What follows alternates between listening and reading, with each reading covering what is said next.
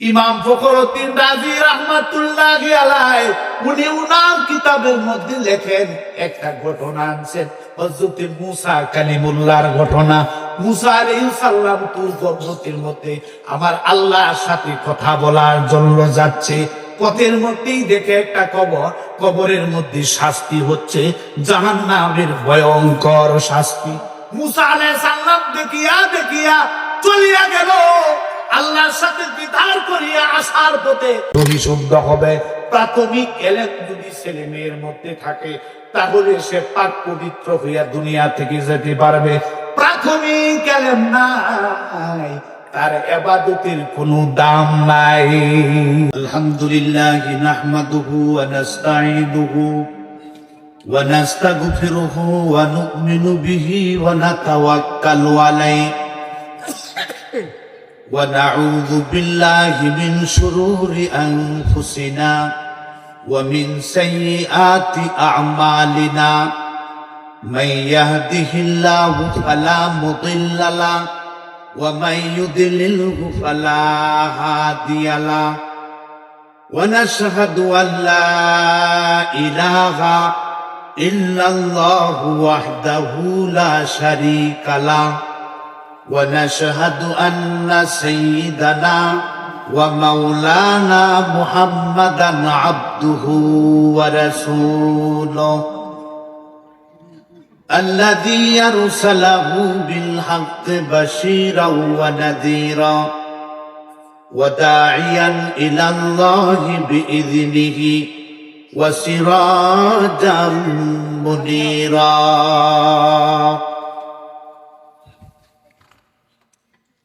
أما بعد فأعوذ بالله من الشيطان الرجيم بسم الله الرحمن الرحيم يا أيها الذين آمنوا قوا أنفسكم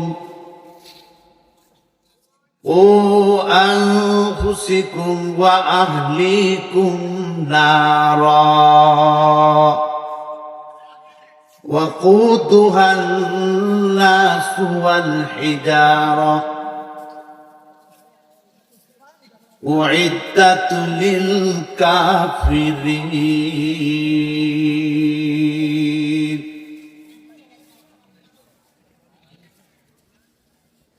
وقال رسول الله صلى الله عليه وسلم كن عالما أو متعلما أو مستعميا أو محبا لم تكن خامسا فتهلك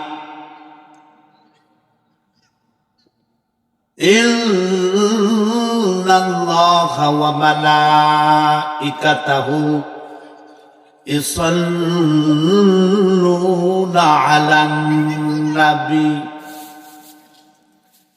يا أيها الذين آمنوا صلوا عليه وسلموا تسليما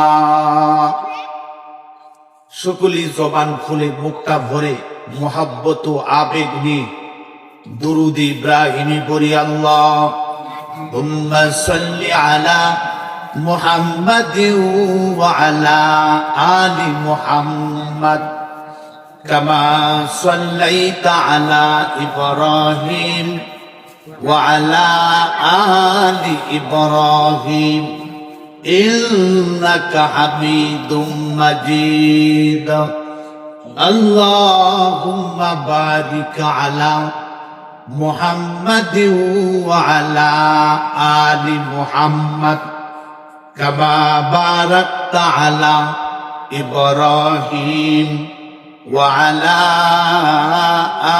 آل إبراهيم إنك حميد مجيد। জাহান্নাম থেকে বাঁচার চারটা রাস্তা আছে।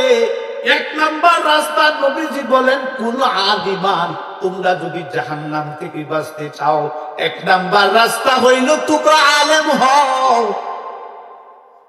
এখন বলতে পারে আমরা আলেম, সকলেই তো আলেম হতে পারি নাই। আলেমের স্তর হইল তিনটা, একটা হইল সাধারণ, একটা স্তর হইল প্রাথমিক, আর একটা স্তর হইল মাধ্যমিক, আর একটা স্তর হইল সর্বোচ্চ। প্রাথমিক পর্যায়ের এলেম হলো এই মাদ্রাসাগুলির মধ্যে শেখানো হয়, নুরানি মক্তবের মধ্যে শেখানো হয়, ঠিক কিনা? প্রাথমিক পর্যায়ের এলেম, ওযুর মধ্যে কয়টা ফরজ আছে, কি কি কারণে ওযু ভঙ্গ হয়ে যায়, কি কি কারণে নামাজের বাহিরে ভিতরে কয়টা ফরজ আছে, কি কি কারণে নামাজ ভঙ্গ হয়ে যায়, নামাজ ভঙ্গ হওয়ার কারণ কয়টা, ঠিক কিনা?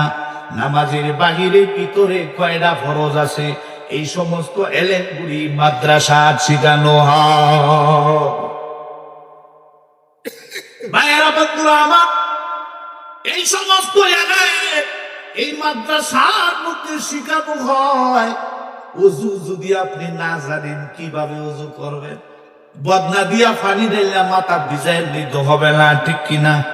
আমরা উত্তরবঙ্গে গেছি দাওয়াতি তাবলীগের দাওয়াত দেওয়ার জন্য, কিন্তু ওখানে মানুষ প্রশ্ন করে হিন্দুদেরকে দাওয়াত দিবেন, আমাদেরকে কেন দাওয়াত দেন? জিজ্ঞাসা করা হইল ওযুর ফরজ কয়টা? সে বলে ওযু বুঝি জানি না, আপনারা শিখাই দিয়েছেন না। এই না, ওযু বুঝি জানি না, ওযুর ফরজ হইল 19টা। কয়টা? হাই হাই, ওযুর ফরজ বলে 19টা। আর বউয়ের জ্বালানো দা 4 আঙ্গুল দেয় দিছে, 4 আঙ্গুল দেয়াইতেছে তো হুজুর, 4 আঙ্গুল দেয়াইতেছে তার জামাইরে ইশারা দিয়া। তার জামাই কয় হুজুর ওযুর ফরজ তো 19টা। হুজুর কইতেছে ওযুর ফরজ 19টা, কেমনে কেমনে একটু গন্ধ দেখি। হুজুর হাত দেওয়া, মুখ দেওয়া, ঠোঁট দেওয়া, চোখ দেওয়া, নাক দেওয়া, মাথা মাসা করা, চুল দেওয়া, দাড়ি গুড়া দেওয়া, মুখ দেওয়া, ধুইতে ধুইতে ধুইতে ধুইতে কইতে কইতে কইয়া লাইছে 22টা। হুজুরে কয় তুমি কইলা 19টা, এখন কো 22টা। হুজুর আরো জানি, শরমে কইলা।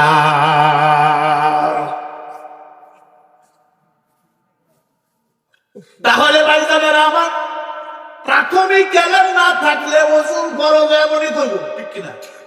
মাথা ধুইতে হইলে একবারে পুরা মাথা বদনার পানি দিয়া ধুইব। যদি প্রাথমিক এলেম না থাকে, গোসলের ফরজ জানবে না, জিজ্ঞাসা করে গোসলের ফরজ কয়টা? হুজুর গোসলের ফরজ বুঝি জানি না, বুড়া হয়ে গেছি, নাতিপুতি পর্যন্ত হইয়া গেছে জানি না, প্রশ্ন করবার লেগে আইছেন পুতলা ফাটলি কান্দলিয়া। কও তো দেখি হুজুর, কও তো দেখি গোসলের ফরজ কয়টা? গোসলের ফরজ হইল 3টা। কয়টা? ফিসের মানুষে ঠিক আছে এরা।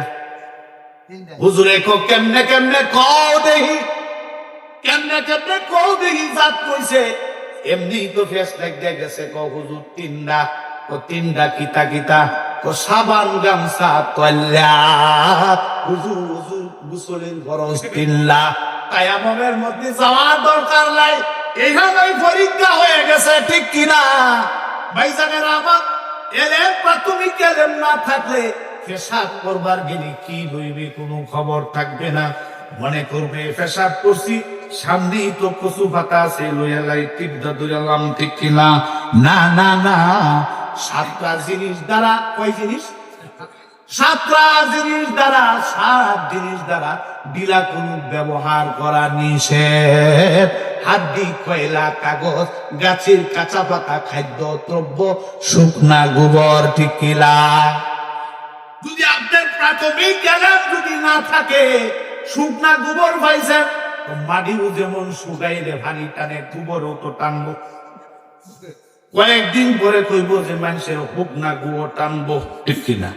লয়ে লাইব ঠাস করিয়া, কইব মরা গরুর আড্ডি আছে, কুরবানির গরুর আড্ডি আছে, শুকনা দিল এলাই এইটাও টানবো ঠিক কিনা খাইতাছে দেখা যাইবো হাই হাই সাক্কাও নাই কিছু নাই খুব না মেরা ভিড়া আছে এটা দেবে যাইব ঠিক কিনা কল্লা না না গাছের কাঁচা পাতা খাদ্য দ্রব্য শুকনা গোবর এই জিনিসগুলি দিয়া দিলা কোনো ব্যবহার করা যায় না। এটি হইল প্রাথমিক ক্যালেব।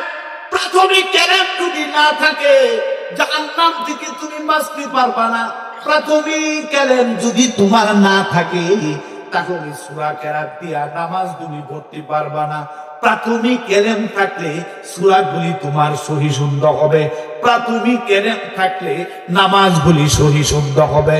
প্রাথমিক এলেম যদি ছেলে মেয়ের মধ্যে থাকে তাহলে সে পাক পবিত্র হইয়া দুনিয়া থেকে যেতে পারবে। প্রাথমিক এলেম নাই তার ইবাদতের কোনো দাম নাই। তাহলে জাহান্নাম থেকে বাঁচার রাস্তা কয়টা? যুবকেরা কয় না বাজান কও না? জাহান্নাম থেকে বাঁচার রাস্তা কয়টা? চারটা। প্রাথমিক এলেম প্রথম হইল এলেম হইতে হবে, আলেম হইতে হবে। আলেম হইলে তুমি জাহান্নাম থেকে বাঁচতে পারবা। দ্বিতীয় নাম্বার হইল আও মুতাআল্লিমান, তুমি যদি জাহান্নাম থেকে বাঁচতে চাও তাহলে তোমার আলেমের ছাত্র হতে হবে। আলেমের ছাত্র তুমি যদি শিখার জন্য একটা বৃদ্ধ লোক যদি শিখার জন্য একটা বেগুনা মাসুম যদি শিক্ষা করার জন্য একটা মুরব্বীও যদি শিক্ষা করার জন্য এলেম শিক্ষা করার জন্য ঘর থেকে বের হয়, ঘর থেকে বের হইলে আল্লাহ রব্বুল আলামিন তার জন্য কেমন বরকত দিয়া দিবে। হাদিস শরীফের মধ্যে আছে কেউ যদি এলেম শিক্ষা করার জন্য ঘর থেকে বের হয় তার জন্য আল্লাহ রব্বুল আলামিনের রহমতের ফেরেশতারা নূরের পর বিছাইয়া তাকে সম্মান জানায়। আমাদের জাহান্নাম থেকে বাঁচার এক নাম্বার পথ হইল আমাদের আলেম হতে হবে। দ্বিতীয় নাম্বার পথ হইল তালিবুল ইলম, আলেমের ছাত্র হতে হবে। আলেমের ছাত্র যদি হন তাহলে আল্লাহ রব্বুল আলামিন আপনাকে আপনার জন্য সমস্ত মাখলুকাতে দোয়া করবে। আপনাকে আল্লাহ রব্বুল আলামিন জাহান্নাম থেকে মুক্তি দিয়া দিবে। কোন সুবহানাল্লাহ। তালিবুল ইলম হইলে কবরের মধ্যে সহজ আছে, আছে না নাই? কবরের মধ্যে উপকার আছে না নাই? দুনিয়ার মধ্যে উপকার হইল তালিবুল ইলম যতদিন দুনিয়ার মধ্যে থাকবে ততদিন পর্যন্ত পৃথিবী ধ্বংস হবে না। আর কবরের মধ্যে উপকার হইল তালিবুল ইলমের জন্য, কবরের মধ্যে আযাব হবে না। বলেন সুবহানাল্লাহ। বিশ্ব বিখ্যাত একটা তাফসীর, তাফসীরের নাম শুনেছেন আপনারা? তাফসীরের নাম হইল তাফসীরে কবির। লেখক হইল আবার তাকায়া দেখি কবরের মধ্যে কবরটা এবার খুব শান্তিতে আছে, কবরবাসী ঘুমাইতেছে। কোন সুবহানাল্লাহ।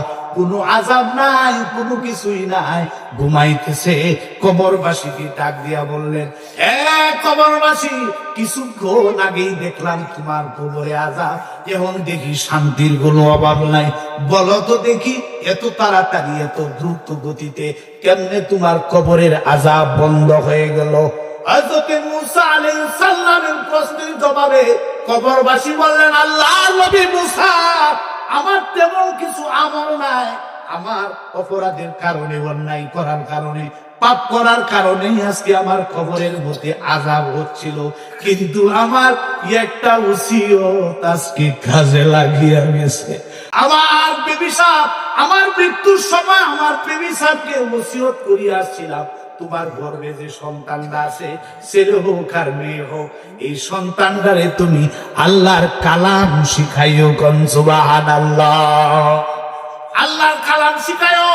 আজকে আমার সন্তানরা পড়ার যোগ্য হয়েছে।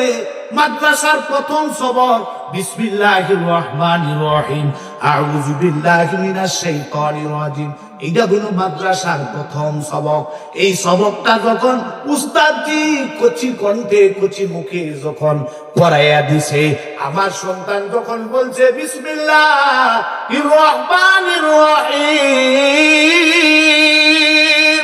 আমার সন্তান যখন কচি কণ্ঠে তেলাওয়াত করেছে, রহমান রাহিম বলছে, আল্লাহ রব্বুল আলামিন ডাক দিয়া কয়, এ আযাবের ফেরেশতারা, আর আযাব দেওয়া যাবে না, আযাব দেওয়া যাবে না।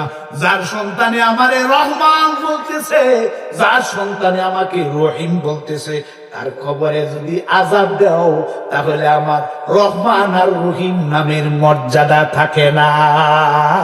তার কবরে আযাব দিও না, আফরিসুল ফুরুশা, পরশের বিছানা বিছায়া দাও। সুবহানাল্লাহ।